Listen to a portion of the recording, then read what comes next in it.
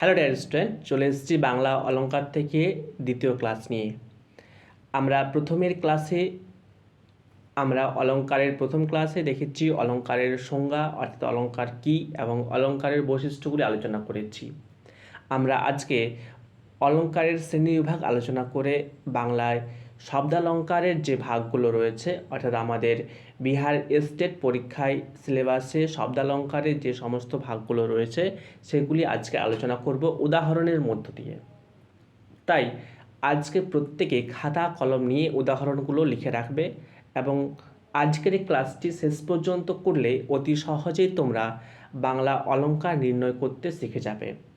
তাহলে চলো আর দেরি নয়, শুরু করা যাক আজকের আলোচনা।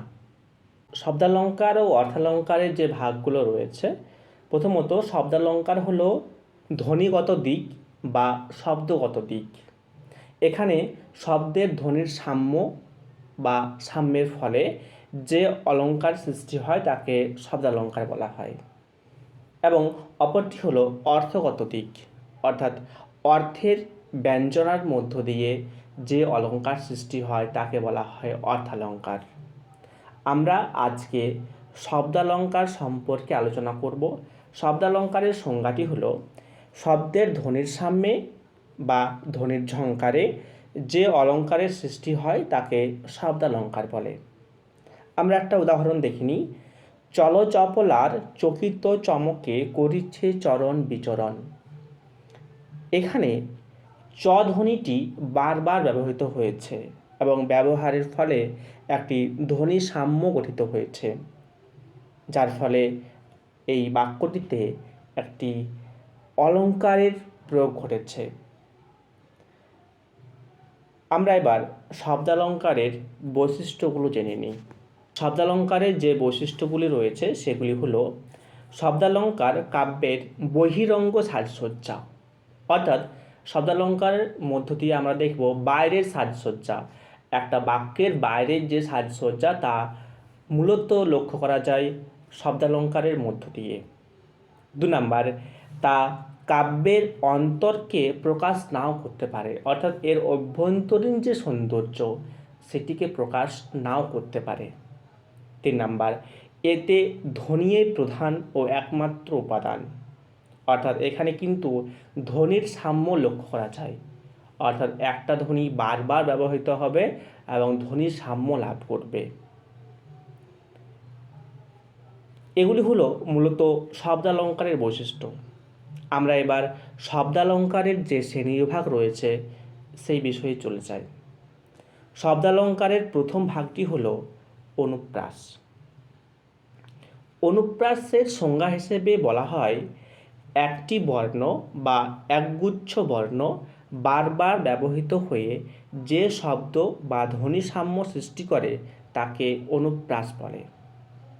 অর্থাৎ একদম সহজ করে বললে হয়, একটি বর্ণ বা একগুচ্ছ বর্ণ যখন বারবার ব্যবহৃত হবে একটা বাক্য মধ্যে তখন সেটি হবে অনুপ্রাস। আমরা এই বিষয়টিকে একটু সহজ করে নিই একটা উদাহরণের মধ্য দিয়ে। যেমন গুরু গুরু মেঘ গুমরি গুমরি গরজে গগনে গঘটে। এখানে গুরু গুরু মেঘ গুমরি গুমরি গরজে গগনে গগনে, এখানে গ ধ্বনিটি বারবার ব্যবহৃত হয়েছে এবং এই গ ধ্বনিটি বারবার ব্যবহৃত হওয়ার ফলে একটি ধ্বনি সাম্য লাভ করেছে এবং অলংকারের সৌন্দর্যটাকে বর্ণিত করেছে, ফলে এটি একটি অনুপ্রাস। অনুপ্রাসের আবার শ্রেণীবিভাগ লক্ষ্য করা যায়। অনুপ্রাস মূলত 5 প্রকার। এগুলি হলো অন্তানুপ্রাস, বেত্তানুপ্রাস, ছেকানুপ্রাস, শ্রুত্যানুপ্রাস ও লাটানুপ্রাস। আমরা প্রথমে দেখে নিই অন্তানুপ্রাস। অন্তানুপ্রাসের সংজ্ঞা হিসেবে বলা হয় কবিতার একটি চরণের অন্ত বা শেষ শব্দধ্বনির সঙ্গে পরবর্তী চরণের শেষ শব্দধ্বনির যে সাম্য বা মিল তাকে অন্তানুপ্রাস বলে। প্রাস কথার অর্থ মিল, অন্ত মানে হলো শেষ, অর্থাৎ যার যে সমস্ত বাক্যের শেষের যে শব্দগুলো তাদের মধ্যে যে মিল বা সাম্য তাকে বলা হয় অন্তানুপ্রাস। আমাদের ছোটবেলায় একটি বহুল প্রচলিত ছড়া আমরা প্রায় প্রত্যেকেই পড়েছি, সেটি বললে পরেই অতি সহজেই এই বিষয়টি আরও পরিষ্কার হয়ে উঠবে। যেমন, বৃষ্টি পড়ে টাপুর টুপুর, নদে এলো বান, শিব ঠাকুরের বিয়ে হলো 3 কন্যে দান।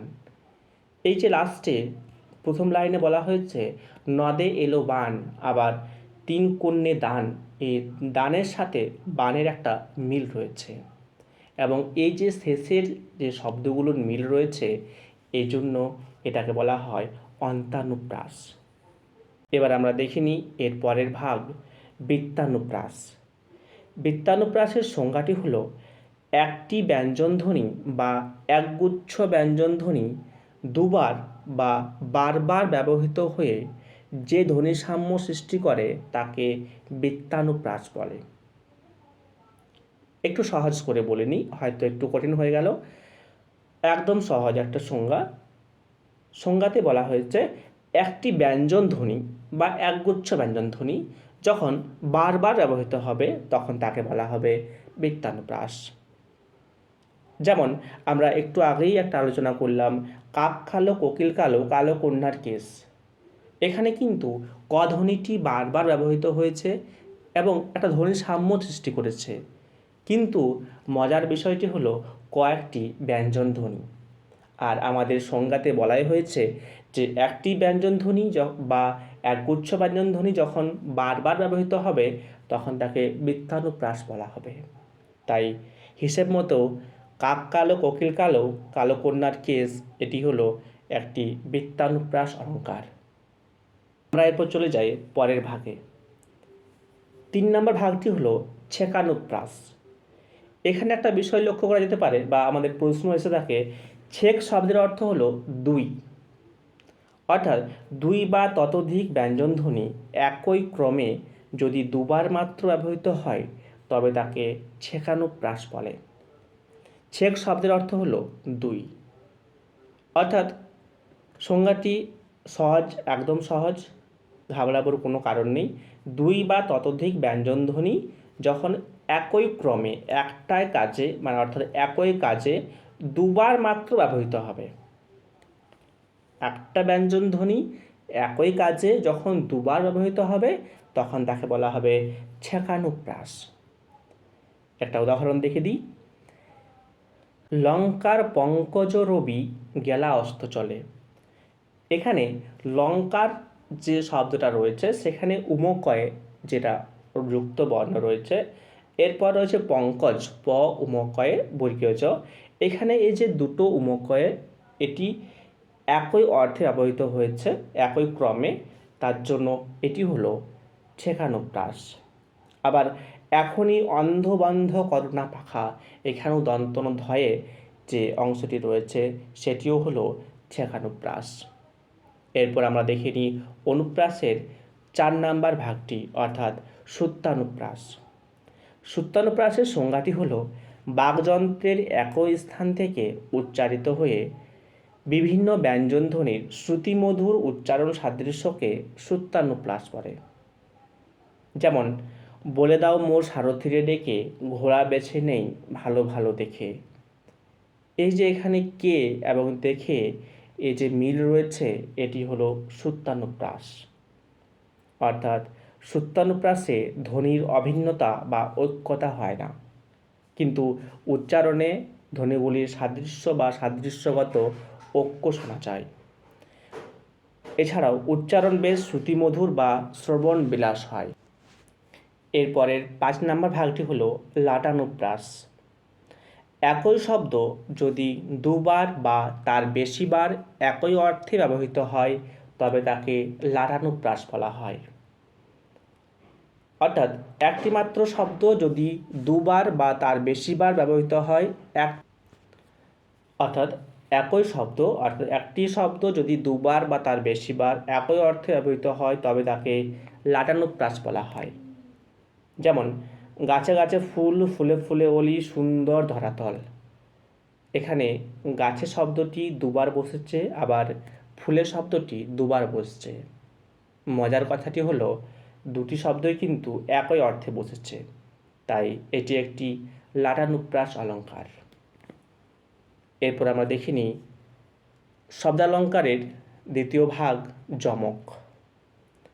যমকের সংজ্ঞাটি হলো একই শব্দ বা এক রকমের উচ্চার্য শব্দ যদি দুবার বা তার বেশিবার পৃথক পৃথক অর্থে ব্যবহৃত হয় তবে তাকে যমক বলে।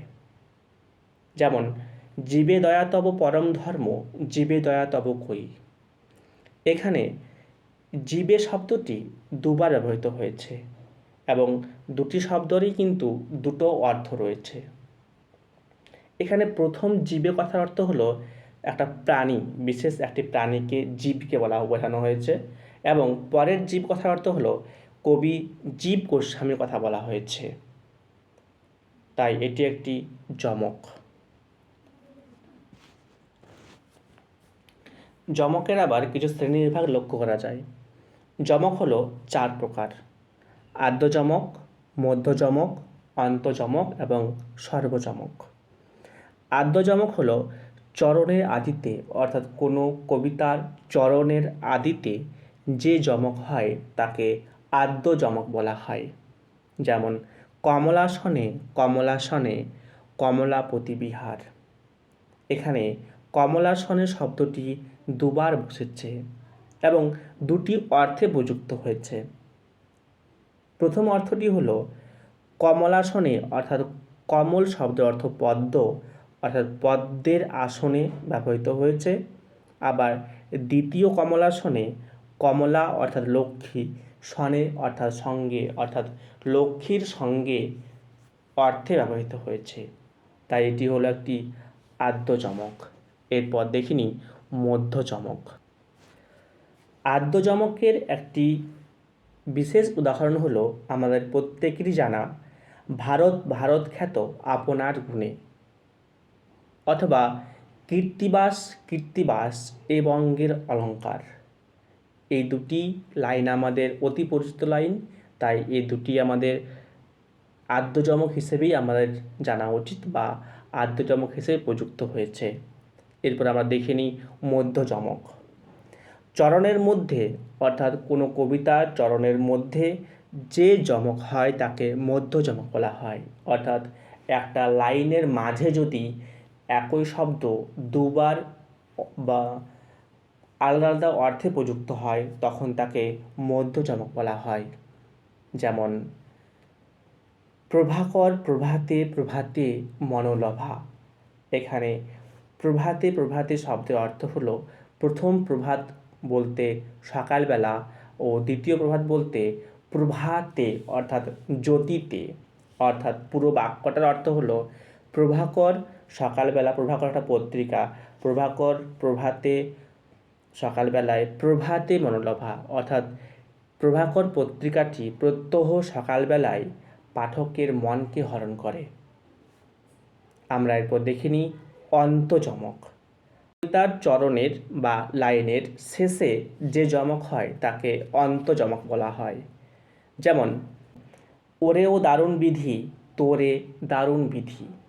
এটি কৃষ্ণকমল গোস্বামীর লেখা একটা কবিতার লাইন। এখানে বিধি শব্দটি দুবার দুটি অর্থে প্রযুক্ত হয়েছে। প্রথম বিধি কথার অর্থ হলো বিধাতা এবং দ্বিতীয় চরণের বিধি কথার অর্থ হলো বিধান বা নীতি। যেহেতু দুটি শব্দ আলাদা আলাদা অর্থে ব্যবহৃত হয়েছে তাই এটি হলো অন্তযমক। এরপর রয়েছে সর্বযমক, অর্থাৎ দুই বা ততোধিক চরণের আদি মধ্য বা অন্তে শব্দগুলিতে যে যমক হয় তাকে সর্বযমক বলা হয়। যেমন কান্তার আমোদপূর্ণ কান্ত সহকারে, কান্তার আমোদপূর্ণ কান্ত সহকারে। এটি ঈশ্বরগুপ্তের একটি লাইন। এখানে যে অর্থটি রয়েছে সেটি হলো প্রথম চরণের অর্থ হলো বনভূমি বসন্ত সমাগমে সৌরভময় হয়, এবং দ্বিতীয় চরণের অর্থ হলো দ্বৈতা দ্বৈত সঙ্গে আনন্দপূর্ণ হয়।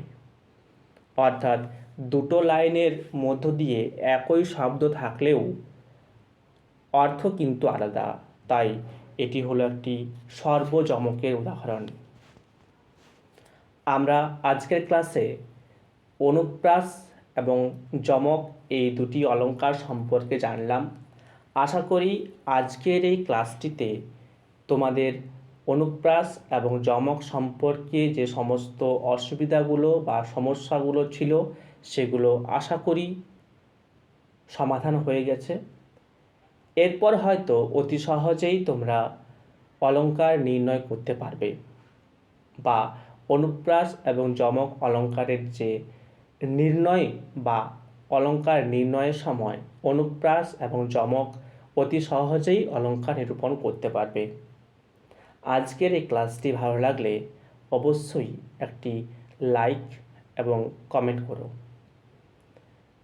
প্রত্যেকে ভালো থেকো এবং যারা ক্লাসে নতুন তারা চ্যানেলটি অবশ্যই সাবস্ক্রাইব করে রাখবে, কারণ এরপর রয়েছে আরও নতুন নতুন আলোচনা। প্রত্যেকে ভালো থেকো, সুস্থ থেকো, পাশে থেকো।